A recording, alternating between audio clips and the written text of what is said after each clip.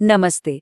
पता है, हमारे शरीर में जितने इंसानी सेल्स हैं ना, उससे कहीं ज्यादा माइक्रोब्स रहते हैं। जी हाँ, बिल्कुल सही सुना। ये हमारे अनजाने अदृश्य दोस्त हमारे आसपास, हमारे अंदर हर जगह हैं। इतने छोटे कि दिखते भी नहीं, लेकिन इनका असर बहुत बड़ा है। अब जैसे ही हम माइक्रोब्स या कीटाणु सुनते हैं, सीधा दिमाग में क्या आता है? बीमारियां है ना? और हाँ, ये बात बिल्कुल सही है कि कुछ माइक्रोब्स हमारे दुश्मन होते हैं। लेकिन रुकिए, ये तो कहानी का सिर्फ एक साइड है।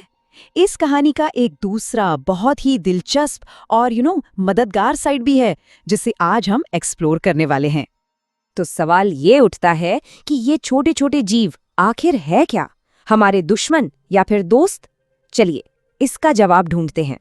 तो ठीक है, अब वक्त आ गया है अपने कुछ सीक्रेट सुपर हीरोज से मिलने का। और जानते हैं, इनकी तलाश हम कहाँ से शुरू करेंगे? एक ऐसी जगह से जिसे हम सब जानते हैं, हमारी अपनी किचन से।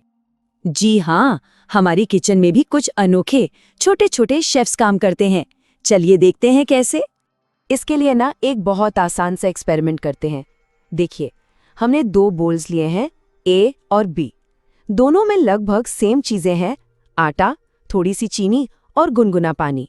बस एक छोटा सा फर्क है, बोल ए में हमने थोड़ा सा यीस्ट पाउडर भी डाला है। तो हमने दोनों बोल्स में नरम आटा गूंद लिया।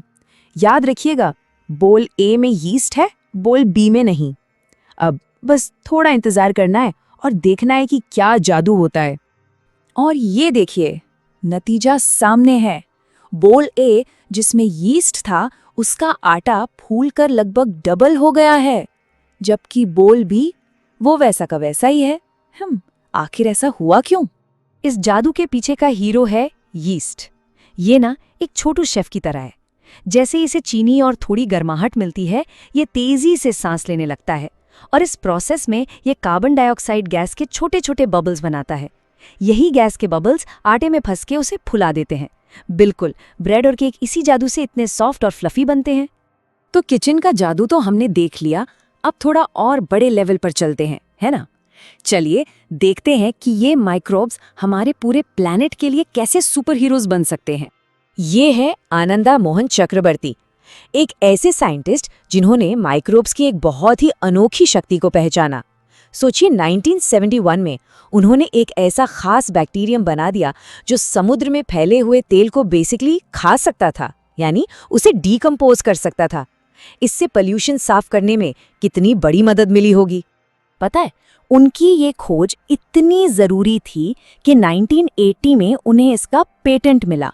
अब पेटेंट का सीधा सा मतलब ये है कि उनके इस इन्वेंशन को उनकी परमिशन के बिना कोई और कॉपी या बेच नहीं सकता। इससे ही पता चलता है कि उनका काम कितना इम्पोर्टेंट था। लेकिन रुकिए, ये माइक्रोब्स सिर्फ सफाई के एक्सपर्ट नहीं हैं, ये कचरे से कमाल करना भी जानते हैं। चलिए देखते हैं इनकी एक और सुपर पावर, कचरे से एनर्जी बनाना। जरा सोचिए, कैसा रहेगा अगर हमारा रोज का कचरा हमारे लिए फ्यूल बन जाए। तो होता यह है कि कुछ खास तरह के बैक्टीरिया जब ऑक्सीजन नहीं होती तो पौधों और जानवरों के कचरे को डीकंपोज करते हैं और इस प्रोसेस में एक गैस बनाते हैं जिसे हम बायोगैस कहते हैं। इस गैस में मीथेन काफी ज्यादा होती है, जो कि एक बेहतरीन फ्यूल है। और इस बायोगैस के फायदे हर एक कमाल के हैं। इससे खाना पकाने के लिए इस्तेमाल कर सकते हैं, घरों को गर्म रखने में, बिजली बनाने में और यहाँ तक कि गाड़ियाँ चलाने में भी। मतलब कचरे का बेस्ट इस्तेमाल। तो हमने देखा कि ये माइक्रोब्स हमारे प्रेजेंट में कितने काम आ रहे हैं, लेकिन क्या ये हमारे फ्यूचर के भी प्रॉब्लम सॉल्वर्स बन सकते हैं? चलिए एकदम फटाफट से रिकैप करते हैं। हमने देखा यीस्ट को, जो हमारी किचन में जादू करता है, तेल खाने वाले बैक्टीरिया को, जो पोल्यूशन साफ करते हैं, और बायोगैस बैक्टीरिया को, जो कचरे को एनर्जी में बदल देते हैं।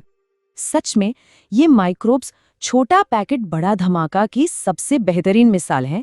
इतने छोटे से हैं पर काम इतने बड़े बड़े कर जाते हैं। तो अगली बार जब भी माइक्रोब शब्द सुनाई देना, तो सिर्फ दुश्मनों के बारे में मत सोचना, इन छोटे सुपर हीरोज को भी जरूर याद करना। और हाँ, एक सवाल है सोचने के लिए, आगे चलकर ये माइक्रो ऑर्गेनिजम्स हमारी और कौन सी बड़ी बड़ी प्रॉब्लम्स को सॉल्व कर सकते हैं? सोचिएगा जरूर।